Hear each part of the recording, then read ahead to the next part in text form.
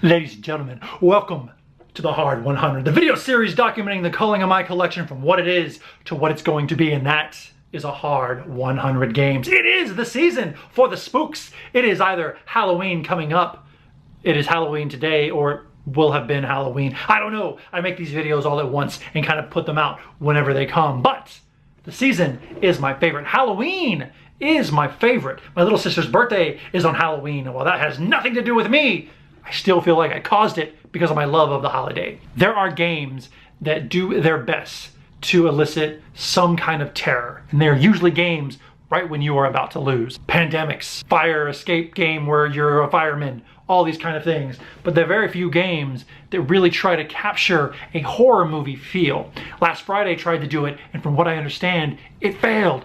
Lovecraft games try to do it, but those games are generally about just private eye detectives shooting monsters. But there are very few games that I've seen that work as well as Betrayal at House on the Hill. Ah! Betrayal at House on the Hill is a game of, I don't know what the fuck, where you and your friends are going through a house to try to solve a mystery. You don't know what the fuck the mystery is, but halfway through the game, the mystery will reveal itself, and one of you is a traitor. All right, can we just one second? Whew. That is bright. Where were we? Betrayal at House on the Hill is a game by Bruce Glasgow. And this game has you and your friends going around a house trying to explore the different rooms, roll dice whenever events pop up, and then you gain various items. You don't really know why you're doing it. You just kind of show up. And there's various archetypes in here of the old man and the jock and all these kind of things, and everyone has a special power, and you are able to figure it out. But the game is, what's the word? This is the John Cena of board games. You either love it or hate it. I'm actually kind of in the middle. I've only played this game twice, and I've really enjoyed it both times I played it. I recognize the kind of game that it is, and it being the Halloween time, this is the game that I'm going to try to bust out on Halloween to try to see if our mansion is going to do something extra spooky. Throughout the game, you have to roll dice for various reasons. And if you roll a certain number based on another factor, something called the haunt happens. Now the haunt is the reason this game became as popular as it did. I don't know why I still have the punch boards. Now the haunt is one of a handful of things that can happen based on who knows what. The rules, easy. The secrets of survival, this is the spooky stuff. This is where the actual story takes place based on the haunt and based on the items that you have and all kinds of other things. And the traitor's tomb, one of you will be the bad guy. And you don't know who it is, so you might be running around and you might be the bad guy with that person, but depending on which crazy shit that happens, you consult this chart. And probably the coolest thing in board games is the traitor mechanic. One of you at the table cannot be trusted, and this one does it masterfully. You give the traitor his book, and he goes to the other room.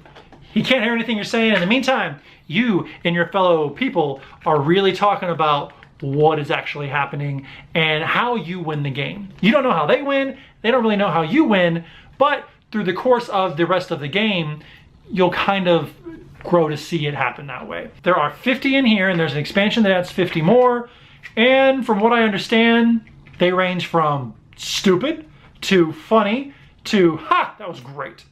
I had 2 of them, and I really enjoyed both of them. There's a bunch of tokens in here that might end up being used. All the tiles for the house are fine. I know a long time ago, there was a situation with warping, and mine, luckily, never warped. All the minis in the second edition are pre-painted, and that's nice. The shittiest thing about this game is this goddamn thing right here. Now you can be either Jenny Leclerc or Heather Granville. So the purple player can be either or, and they have different stats based on it. And then your stats will increase and decrease as you take damage and whatnot, but these things are the worst. Luckily, there's an app for that. And the app does a really good job of you being able to maintain these things. Now the game's not scary. It's haunted housey, and if you were to light some candles and you can really get into it, and it's a really fun kind of Halloween party kind of game. Ages 12 and up, it's on the front. 12 plus for spooks, I guess. Who knows? 3 to 6 players, because one of you is going to be the traitor, and if there's 2 people, then it's like, so it's 3. So you're going to need a little bit of a larger group.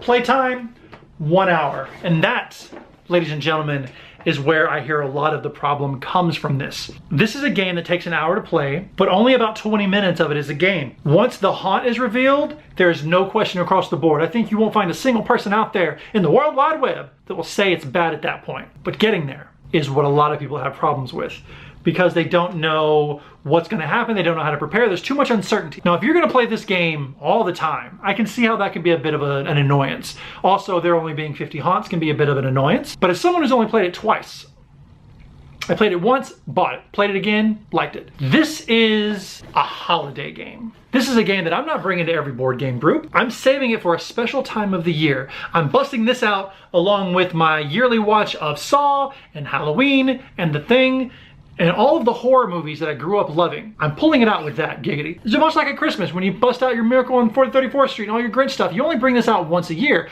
You're not watching the fucking Grinch all year long, and if you are, good for you. And you're not playing this game all year long. This is a seasonal game.